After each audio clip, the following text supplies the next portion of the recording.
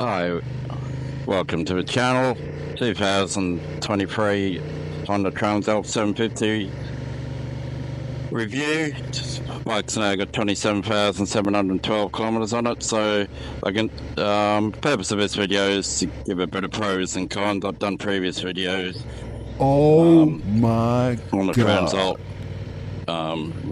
in relation to 24,000, 26,000 kilometer Oh my God. impressions. So 27,000, just a sort of a summation of a bike, bit of a pros and cons. So the first pro of a bike is it's proven pretty reliable. There's been so reliability I would definitely say is a pro. The second pro is it's got enough horsepower on the road to have fun, to get the adrenaline going, to ride quickly within reason in sports touring mode. Definitely can do the twisties, but with a proviso that it's got a 21-inch front wheel. So how you can help that 21-inch front wheel if you mainly do on-road riding. So if you see yourself as a predominant on-road rider and you're only going to do mild dirt roads as opposed to dirt tracks, is put some road-orientated tyres on the bike. The bike originally came with Karoo, it was Karoo 3 or Karoo 4 tyres, or Dunlop mixed tours, depending on what bike you bought, I guess. I think some bikes came with a mixed tour, some bikes came with a Karoos. But Dunlop mixed tours were known, that's what this bike had when I bought it at 3,500 Ks. And were known to be a lot quieter tyre than the Karoo street tyres. The Karoo street tyres, I think about 50, 60 mile an hour. I don't know if it was just until they wore in after a couple of thousand Ks or something, but they were known to be a bit noisy. With the Dunlop mixed tours, I didn't notice any droning noise or any noise off the tyres above what you'd expect on any motorcycle. So I replaced the Dunlop mixed tours with another set of Dunlop mixed tours at 12,000 Ks. So they lasted 12,000 Ks, and the second set lasted 12,000 Ks. At that stage, I decided to get the more road-orientated Pirelli tyres. This bike has no skid plate or crash bars, so obviously that gives an indication where I'm located. There's so many, B roads, back roads to explore that don't have dirt, and obviously this bike will handle dirt roads. Any bike would. I used to take previously owned FJ 1200 and recently owned Kawasaki Versa 650 on dirt roads. There's a difference between dirt roads and dirt tracks. Yeah, so definitely on-road ability is a pro for this bike. The third pro is comfort. It's definitely an ergonomically comfortable bike. As an example, I've got 2 fingers on the clutch, 3 fingers on the clutch here at the traffic lights. And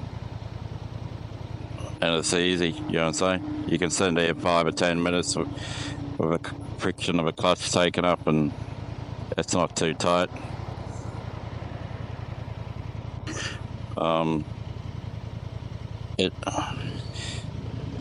I'd say if you are small stature, the seat height is a consideration.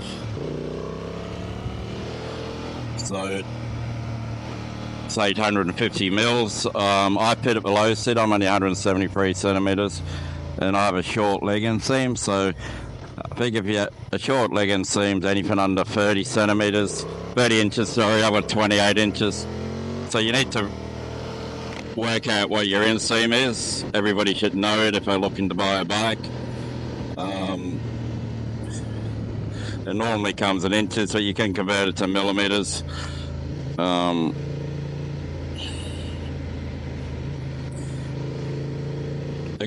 An easy way is just to stand next to a bike on a showroom floor, when the bike's even on a side stand, and just stand side onto the seat and look where your hip is in relation to the seat. If it's only level with the seat, you're going to have trouble swinging the leg over. Reaching the ground is a more important consideration because you can't just stand on the peg to get on the bike. But reaching the ground, so if you stand parallel to adjacent to the seat and your hip is a couple of inches above the seat, then that's probably pretty well the right size bike. Taller riders on this, I'm saying maybe 5'11", 6 foot, will have no worries. Obviously, even 5'10", will have no 5'9", 5'10", and if you've got a 30-inch inseam or 31-inch, you're not going to have many issues with the seat height and the weight.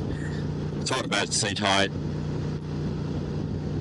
is a consideration on this bike because of the weight. It's 210 kilos. If you're riding a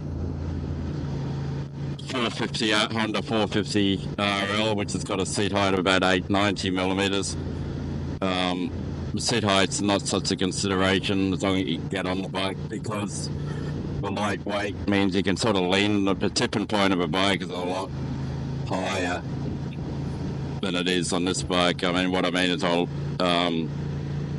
the lean angle before the bike will just get away from you and tip over. On a 450, which only weighs about 134 kilos wet, you're going to be able to lean that bike a lot more. So even the 300 Rally, which I previously owned, had a higher seat height, and it was manageable because it only weighed 152 kilos. But even then, it still has a tipping point. So the lighter of a bike, the easy manageable it is, the higher your seat height can be.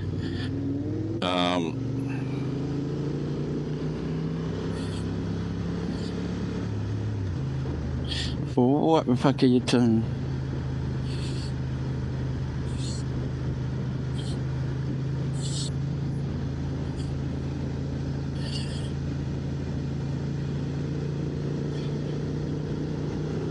Somebody doesn't know the road rules. Well, anyway, get away from you, love.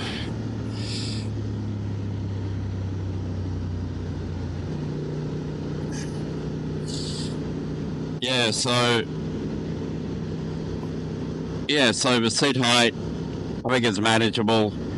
So, as I said, I'm 173 centimeters, which is about 5'7", 5'8". I've shrunk. You shrink as you get over a certain age. And it weighs 208 kilos, so it's right on that. I think if you're only about 165 centimeters, you can still ride. I saw a female rider on one of these, but I think she was beside me at a car park, and I think her legs were probably longer inseam than mine. So even though that lady was probably shorter than me, her legs were longer. So that's what it's all about, your leg inseam. But having said that, this is a wide bike, like the handlebars. It's more what you would say off-road ergonomics to a degree. So it's a bit wider than a sports bike tourer, but I've ridden anyway. Definitely wider handlebars on the Versys 650. So if you're short, if you're a small stature person, even if you had long legs, doesn't mean your arms are long. You've got to make sure you're comfortable here.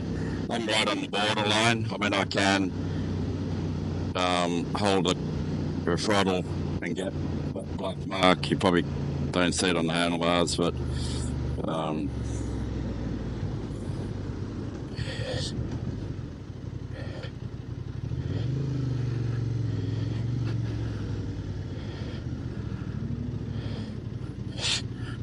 Anyway,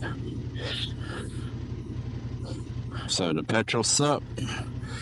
I'll turn the camera off.